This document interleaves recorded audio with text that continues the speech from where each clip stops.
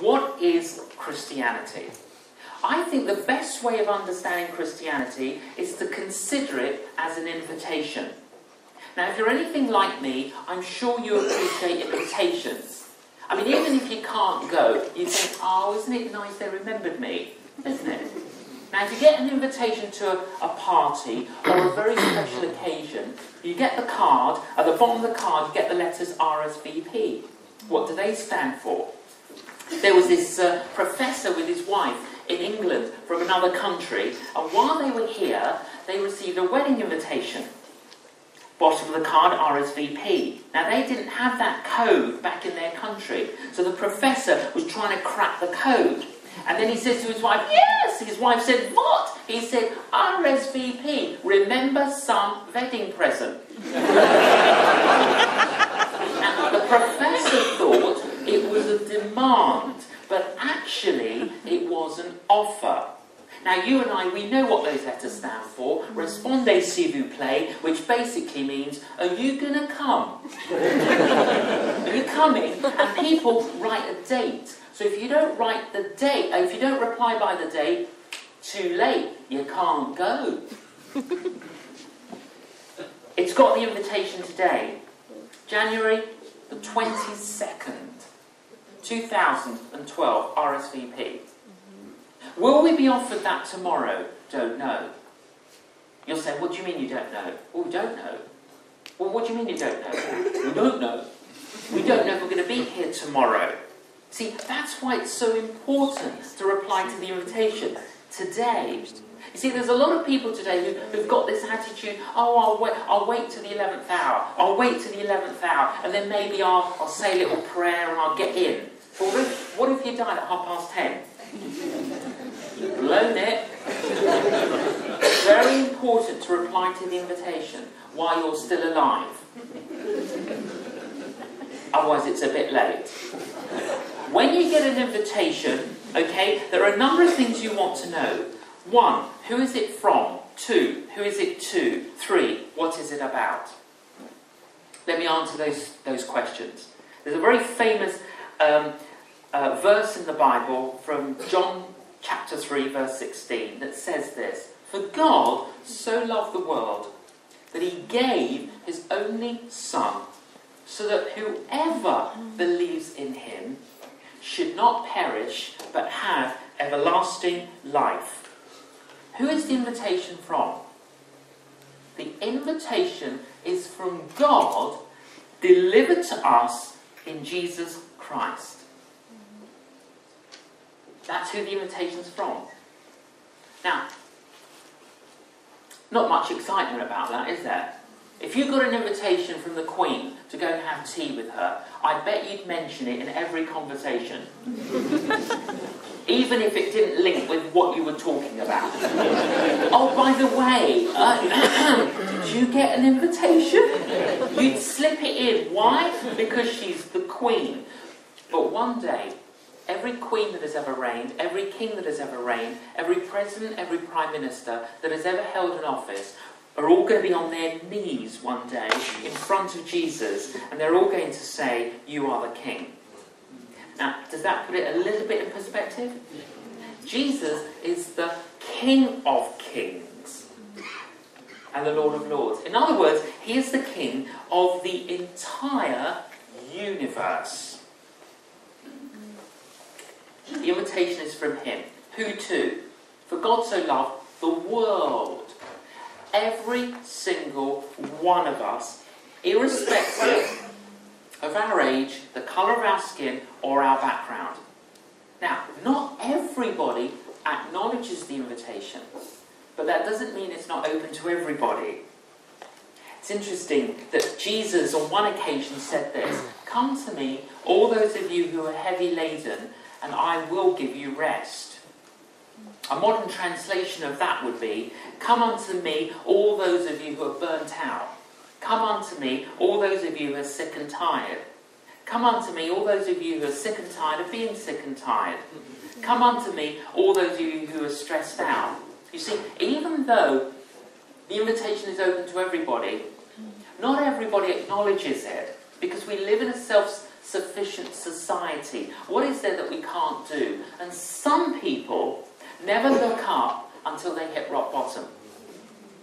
I gave a whole series of lectures at Oxford University, and at the end of the week, the student comes up to me and says, "Oh, Mr. John, I've listened to all your lectures this week, and, I find you an interesting speaker." And I said, "Oh, thank you very much." But then he said, "But personally, I believe Christianity is a crutch." So I looked at him and I thought, I hope you break your legs. It's a thought. We all have thoughts. Random thoughts. But I thought, I better not say that. So I said to him, listen, if you broke both your legs, would you appreciate the use of a wheelchair to get around? He said, "Yes, I would." I said, "If you broke one leg, would you appreciate the use of crutches to get around?" He said, "Yes, I would."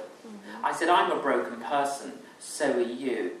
I've never met a person who isn't broken, and I'm so glad I can lean on Jesus while he's putting me back together again." I said, "You do know one thing about Christianity. It is a crutch for broken people." See, it's not a negative statement. Christianity is a crutch. It is, because we're broken. But actually, you don't have to wait till you hit rock bottom before you look up. But if you don't look up while you're standing up, you might have to look up when you've hit rock bottom. The invitation is from Jesus, is to you and me. What is Christianity about? The Bible's got 800,000 words in it. What is it about? It's only about 3 things, actually. The Bible's just about 3 things. 1, forgiveness from the past. 2, new life here today. 3, a hope for the future. That's what it's about. Everything else in the Bible is called commentary and application on those 3 things.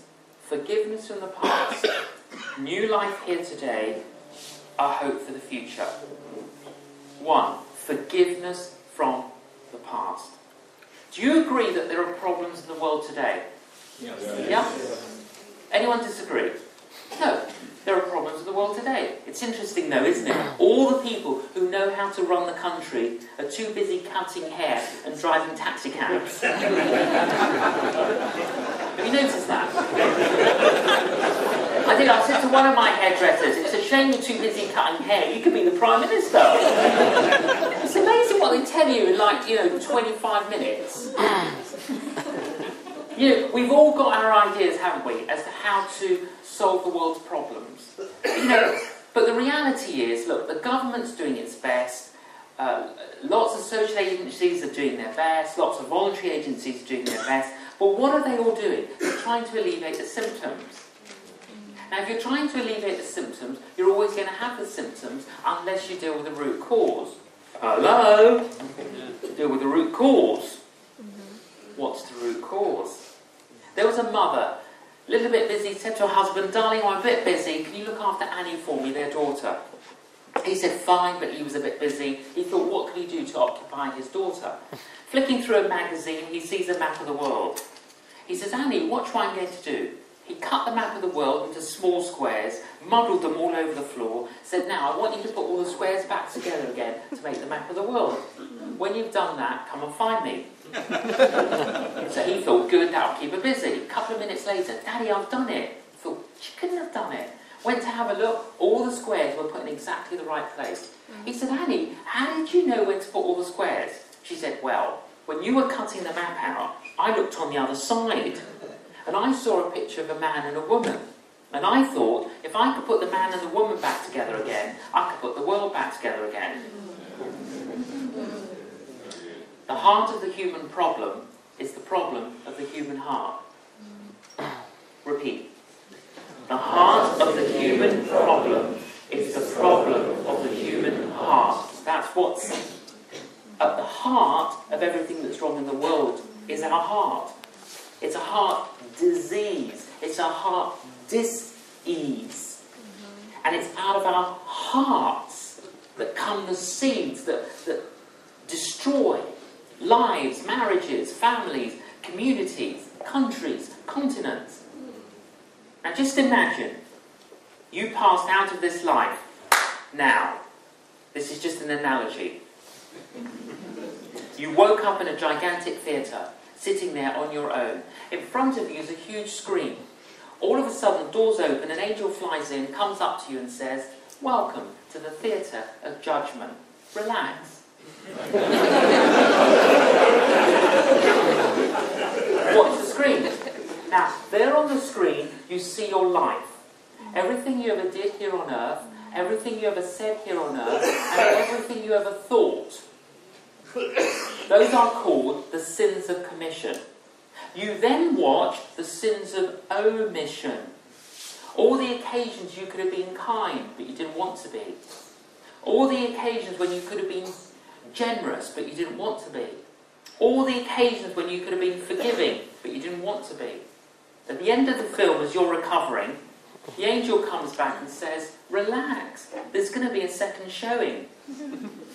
All the people who were featured in the film of your life are all just waiting outside.